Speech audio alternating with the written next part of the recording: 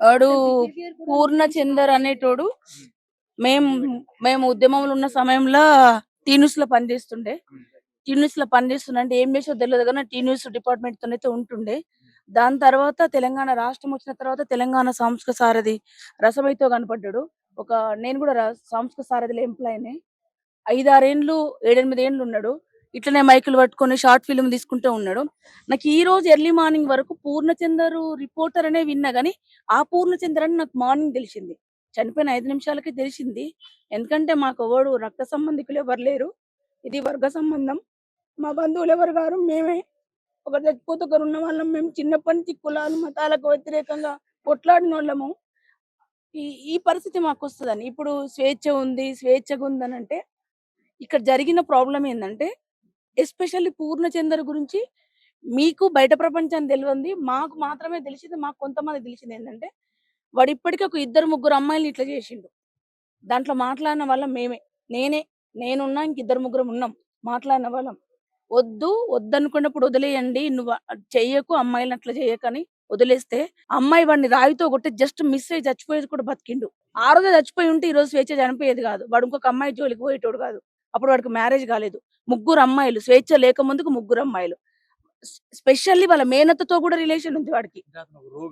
ఆ రోగు కంటే ఎక్కువనే. రోగులన్న జుట్టు కట్ చేసుకొని బజార్లో ఎమ్మడి కనిపిస్తారేమో గానీ వాడు పాషగుండే రోగు. మనందరి మధ్యన మీ అందరి మధ్యన మీడియా అని సోషలిజం అని సమాజం కోసం పనిచేస్తామని ఈ పేరు చెప్పుకొని బతికే రోమియాడు. చెప్పినాం వద్దు బిడ్డ ఇట్లా ఇట్లా అంటే నేను చెప్పలేదు. అక్క వాళ్ళు చెప్పినట్టు నేను తనతో ఉంది అని నాకు తెలియదు. అబద్ధాలు చెప్పొద్దు. ఈ రోజు తెలుసు మాకు. ఈ రోజు మార్నింగ్ వరకు ఆ పూర్ణ అని తెలిసింది మాకు. ఇప్పుడు మాకు తెలిసినంత వరకు ఏంటంటే నైట్ తెలిసింది ఏంటంటే ఈ పూర్ణ అని తెలియక ముందు కూడా స్వేచ్ఛ చనిపోయి 5 నిమిషాల ముందు పూర్ణ అనే వ్యక్తి ఆ ఇంటి నుంచి పోయిండు. ఆయన పోయినాక ఒక 5 నిమిషాల తర్వాత పాప ఇంటికి వచ్చింది. అక్క స్వేచ్ఛ రమ్మని ఫోన్ చేసింది, తిందామని వచ్చింది. ఆ 10 నిమిషాలలోనే స్వేచ్ఛ వాళ్ళ పాప వచ్చి డోర్ కొట్టింది. అదొక హాఫ్ అన్ అవర్ టైం అయింది వాళ్ళ కొడుతందుకు. 5 నిమిషాల వాడు పూర్ణ పోయిన 5 నిమిషాలకి స్వేచ్ఛ ఈ కండిషన్ కి వచ్చింది. ఈ ఉన్నది. నేనేమో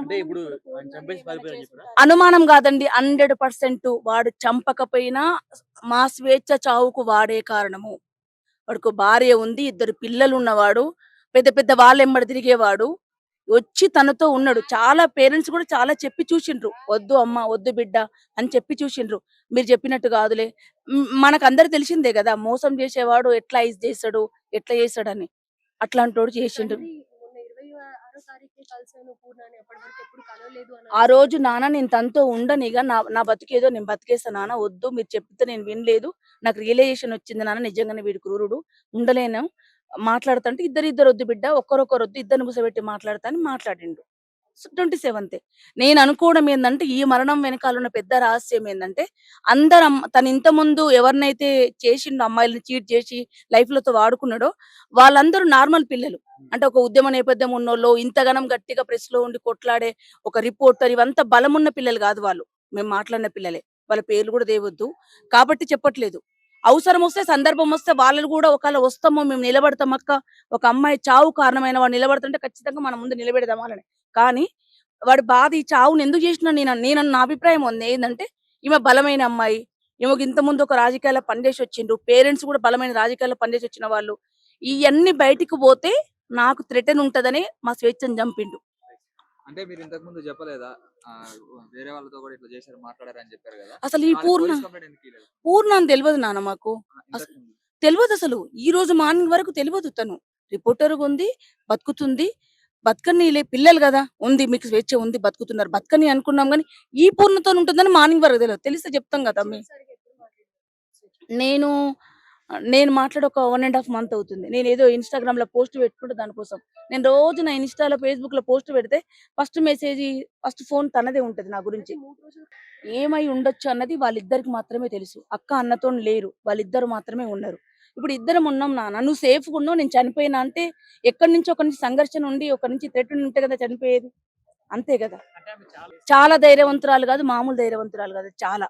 ఎందుకంటే 14 ఏళ్ళ పాపను పెట్టుకొని ఒంటరిగా అమ్మ నాన్నతో 4 ఏళ్ల నుంచి దూరంగా ఉంటుంది.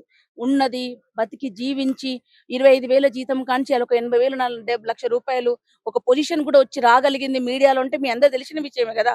ఎంత కష్టపడితే తన ఆ కండిషన్కి వస్తుంది? తను అస్సలు పిరికిగా చచ్చిపోయేంత పిరికిదైతే అస్సలే కాదు.